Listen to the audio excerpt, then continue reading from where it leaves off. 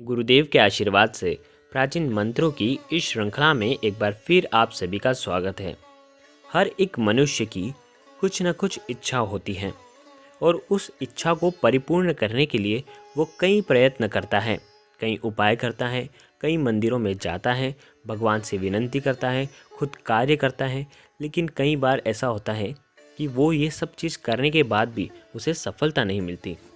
तो आज की इस वीडियो में हम उन्हीं के लिए कुछ एक ऐसा व्रत लेके आए हैं, एक ऐसा व्रत उन्हें बताने वाले हैं जिससे उनकी मनोकामना परिपूर्ण होती है।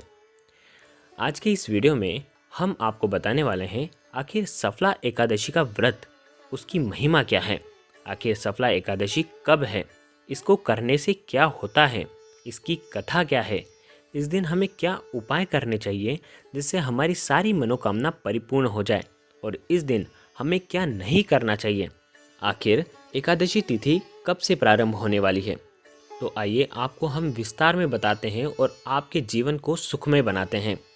आपको बता दें, नए वर्ष में 2021 की यह पहली एकादशी है। हिंदू धर्म के अनुसार, हिंदू पंचांग के अनुसार पौष मास के कृष्ण पक्ष की एकादशी तिथि को ही सफला एकादशी कहा जाता है। जैसा कि नाम से ही ज्ञात होता है कि सफला एकादशी का व्रत करने से हमारी सभी मनोकामना सफल होती है, यानी कि परिपूर्ण होती है। सफला एकादशी का व्रत करने से तथा विधि विधान से भगवान श्री हरि विष्णु की पूजा करने से व्यक्ति के कार्य सफल होते हैं, इच्छा परिपूर्ण होती है और मोक्ष की प्राप्ति होती है। चंपावती नगरी में एक महिषामान नाम का राजा राज्य करता था।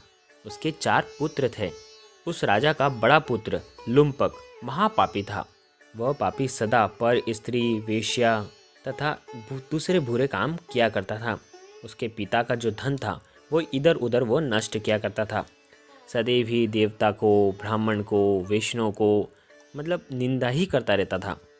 जब राजा को अपने बड़े पुत्र के ऐसे कुकर्म का पता चला तो उसने अपने बेटे को राज्य से निकाल दिया। तब वह विचारने लगा कि कहाँ जाऊँ, क्या करूँ। अंत में उसने चोरी करने का निश्चित किया। दिन में वह वन में रहता और रात में चोरी करता। पिता की नगरी में ही वो चोरी करता था। प्रजा को तंग करता, उन्हें मारने का कुकर्म करता। कुछ समय पश्चात सारी नगरी भयभीत हो गई। वह वन में रहता और पशुओं को मारकर अपना पेट भरता। नागरिक और राज्य के कर्मचारी उसे पकड़ लेते, किंतु राजा के भय से उसे छोड़ देते। वन में एक अति प्राचीन विशाल पीपल का वृक्ष था। लोग उसकी पूजा अर्चना करते थे। वह बहुत मान्यता वाला पेड़ था। उसमें देवता का वास रहता था। उसी वृक्ष के नीचे वह महापापी लुम्पक रहता था।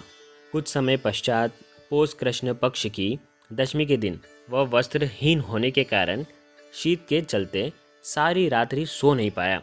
उसे ठंड लग रही थी। उसके हाथ पैर अकड़ गए थे। सूर्योदय होते होते वह मूर्छित सा हो गया।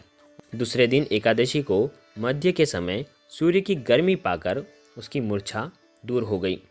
गिरता पड़ता वह भोजन की तलाश में निकला। पशु को मारने में वह असमर्थ था, अतः उसने सोचा कि कुछ खाने के लिए पेड़ के नीचे गिरे हुए कुछ फल ही ले लेता हूँ। फल उठाकर वह पीपल के वृक्ष के नीचे आ गया। उस समय तक भगवान सूर्य भी अस्त हो चुके थे।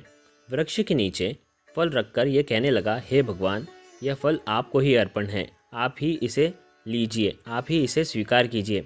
उस रात्रि को दुख के कारण रात्रि को भी उसको नींद नहीं आई। उसने अनजाने में एक उपवास कर लिया, उसके बाद जागरण भी कर लिया।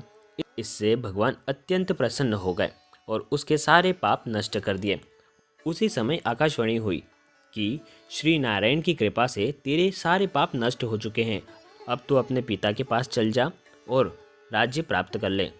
ऐसी वाणी सुनकर वह अत्यंत प्रसन्न हुआ और दिव्य वस्त्र धारण करके भगवान आपकी जय हो कहकर अपने पिता के पास गया।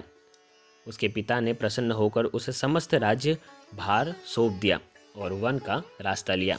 अब लुम्पक शास्त्र अनुसार राज्य करने लगा। उसकी पुत्री, पुत्र आदि सब भगवान नारायण के परम भक्त हो गए। वृद्ध होने पर अपने पुत्र को राज्य सौंपकर वो पिता तपस्या करने चला गया और अंत में वैकुंठ को प्राप्त हुआ। तो ये थी सफला एकादशी की कथा। इस दिन जो भी कोई भी व्रत करता है उसकी सारी मनोकामना परिपूर्ण होती है। अनजाने में ही लुम्पक ने उपवास किया, जागरण किया, तो इसका फलस्वरूप उसे उसका राज्य मिला। और अगर हम जानकर भी अगर हम ये व्रत करते हैं तो हमें कितना लाभ मिलेगा, हमें मालूम है, हम भगवान की आराधना करते हैं तो हमें कितना लाभ मिलेगा। तो इसलिए सफला एकादशी का व्रत करना बहुत ही शुभ माना जाता है, ताकि आपकी सारी मनोकामना परिपूर्ण हो जाए। आइए जानते हैं एकादशी तिथि कब से प्रारंभ होगी। 8 जनवरी 2021 दिन रहेगा शुक्रवार, रात्रि में 9:40 पर यह एकादशी प्रारंभ होगी। एकादशी तिथि समाप्त होगी 9 जनवरी 2021 यानी कि शनिवार को रात्रि में 7:17 पर। आपको व्रत 9 जनवरी को रखना है और आपका जो पारणा होगा वो अगले दिन 10 जनवरी को सुबह 7:30 से लेकर 9:21 पर आप इसका पारणा कर लें। आइए जानते हैं आपको सफला एकादशी के दिन क्या उपाय करने चाहिए। ये उपाय अगर आप करते हैं तो आपको निश्चित ही इसका फल मिलता है। जो व्रत करता है वो भी कर सकते हैं और जो व्रत नहीं करता है वो भी ये उपाय कर सकते हैं। तो आइए जानते हैं इस दिन हमें क्या उपाय करने चाहिए। पीपल के वृक्ष में हमें प्रातः जल अर्पण करना चाहिए और शाम को पीपल के वृक्ष के वहाँ पर गाय के घी का दीपक जलाना चाहिए। ओम वासुदेवाय नमः मंत्र का आपको इस दिन जाप करना है। 11 बार आपको तुलसी माँ की परिक्रमा करनी है। आपको इस दिन पीले वस्त्र पहनना है। अब आपको इस दिन क्या नहीं करना चाहिए। आप इस दिन तामसिक भोजन न करें। आलू, प्याज, लहसुन, जमी कंद का आप इस दिन त्याग करें। इस दिन आपको चावल का भी सेवन नहीं करना चाहिए। आपको इस दिन पलंग पर नहीं सोना चाहिए। आइए जानते हैं व्रत का संकल्प कैसे लें। प्रातः उठकर नहा धोकर आपको सूर्य देव को जल अर्पण करना है। जल अर्पण करने के बाद आपको हाथ में जल लेना है और तुलसी पात्र हाथ में रख कर व्रत का संकल्प लेना है। ध्यान रखना है आपको ये जो तुलसी पात्र है ये उस दिन नहीं तोड़ना है। आप 2-3 दिन पहले भी तोड़ सकते हैं, उसके एक दिन पहले भी तोड़ सकते हैं। तुलसी पात्र कभी भी बासी नहीं होता है, ये 2-3 दिन तक चलती है।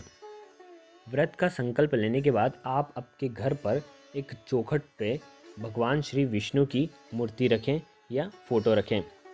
फोटो के नीचे आपको पीला वस्त्र रखना है। जो जल और तुलसी पात्र आपने जो संकल्प के लिए समय रखी थी उसे आपको उस फोटो के वहाँ पर अर्पित कर देना है। उसके बाद आपको पीले पुष्प चढ़ाने हैं।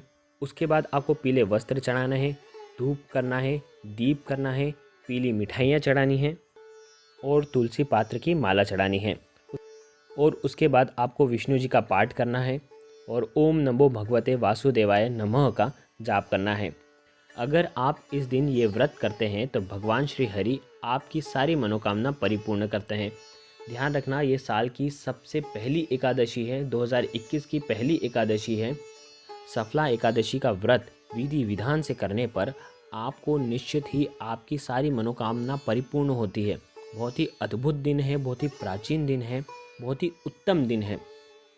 गुरुदेव के आशीर्वाद से आपको प्राचीन मंत्र, यंत्र और उपाय बता रहे हैं और आपको प्रभावना के रूप में दिए जा रहे हैं। तो आपके अपने इस चैनल को लाइक करें, शेयर करें, सब्सक्राइब करें और बेल आइकन को ज़रूर प्रेस करें। जय गुरुदेव, प्रणाम।